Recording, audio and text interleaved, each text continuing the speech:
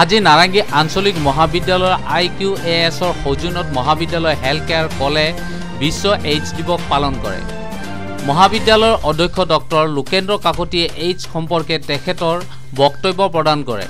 সকলোৱে আমাক অনুষ্ঠিত কৰিবলৈ বহুত দিহা পৰামৰ্শ তথা আমাক উৎসাহিত কৰিলে তাৰ বাবে ছাৰক পোনপ্ৰথমে কৃতজ্ঞতা জ্ঞাপন কৰিছোঁ। আমি ধন্যবাদ জনাইছোঁ তথা কৃতজ্ঞতা জনাইছোঁ ডাক্তৰ হিৰেণ কলিতা ছাৰলৈ। ছাৰে কৈছে যে ৰাতি ডেকা ল'ৰাবিলাকে ইনজেকশ্যন লৈ থাকে, কি বিচাৰে তেওঁলোকে?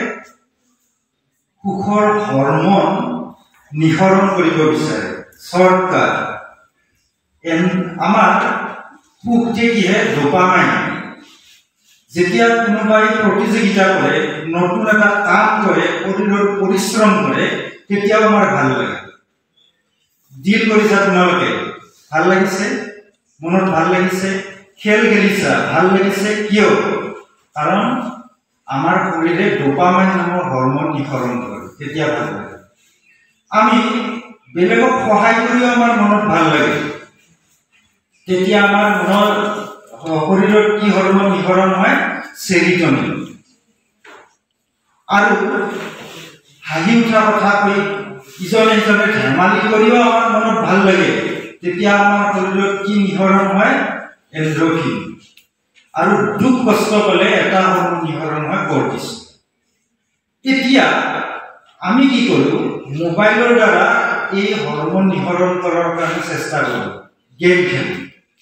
আৰু কিছুমানে কি কৰে? ড্ৰাগছৰ দ্বাৰা সেইখিনি কৰিব বিচাৰে। কিন্তু তাকে নকৰি আমি কি কৰিব লাগে? নেচাৰেলি সেই হৰমন নিঃসৰণ কৰিবলৈ চেষ্টা কৰিব লাগে।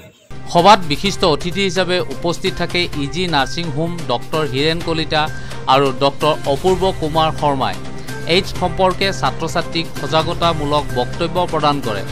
সভাত বক্তব্য আগবঢ়াই অসমীয়া বিভাগৰ মুৰব্বী অধ্যাপক ডক্টৰ সুৰুজ কাকতিয়ে। আজি ৱৰ্ল্ড এইডছ এৱাৰনেছ ডে আছিলে। আজি নাৰেংগী আঞ্চলিক মহাবিদ্যালয় সুন্দৰকৈ পালন কৰিলে। তাত মোক আৰু ডক্টৰ অপূৰ্ব কুমাৰ শৰ্মা আমাক মেডিকেল চেলৰ ফালৰ পৰা নিমন্ত্ৰণ কৰিছিলে।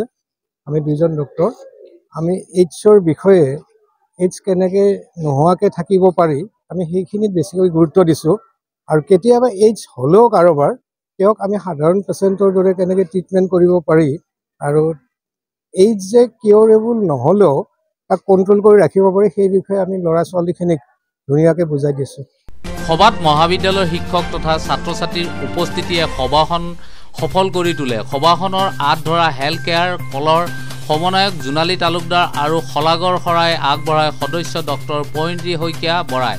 আমাৰ নাৰেংগী আঞ্চলিক মহাবিদ্যালয়ৰ হেল্থ কেয়াৰ চেলে যি এইডছ সজাগতা দিৱস উদযাপন কৰিছে, তাত আমি চেলক সঁচাকৈ ধন্যবাদ জ্ঞাপন কৰিছোঁ।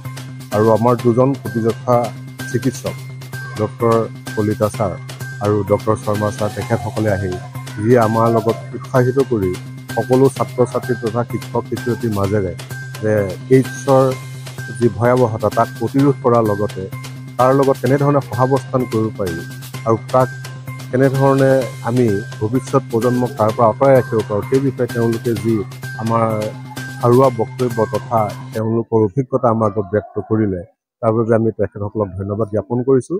আশা কৰিম যে নাৰেংগী আঞ্চলিক মহাবিদ্যালয়ৰ প্ৰত্যেকজন ছাত্ৰ ছাত্ৰীয়ে ঠিক একোজন প্ৰতিনিধি হৈ আমাৰ বিভিন্ন ঠাইত বা আমাৰ নাৰেংগী অঞ্চলত এই এইডছৰ বিপক্ষে এক গড় ভেটি থিৰাং কৰিব, যাৰ কাৰণে উঠি আহি থকা ভৱিষ্যত প্ৰজন্মই এইডছৰ ভয়াৱহতাৰ পৰা নিজকে ৰক্ষা কৰিব পাৰিব।